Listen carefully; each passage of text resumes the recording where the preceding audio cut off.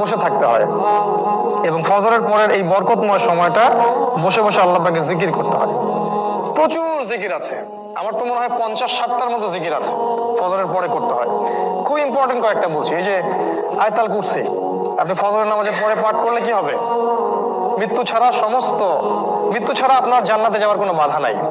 একটা হাদিস এসেছে প্রত্যেক ফরজ নামাজের পরে যারা আয়াতুল কুরসি পড়বে মৃত্যু ছাড়া ওদের জান্নাতে যাওয়ার কোনো বাধা থাকবে না ইনশাআল্লাহ। এরপরে আছে যে সুবহানাল্লাহ, আলহামদুলিল্লাহ, আল্লাহু আকবার, তাসবিহ গুলো আছে। তারপরে আউযু বিকালিমাতিল্লাহি তাম্মাতি মিন শাররি মা খালাক তিনবার পড়তে হয়। কি হবে পড়লে? হঠাৎ বিপদ আপদ হবে না আপনার ইনশাআল্লাহ। হঠাৎ করে বিপদ আপদে পড়বেন না ইনশাআল্লাহ।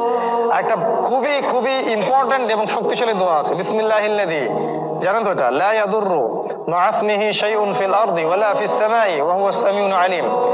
সকাল থেকে সন্ধ্যা পর্যন্ত আপনি নিরাপদ। আল্লাহ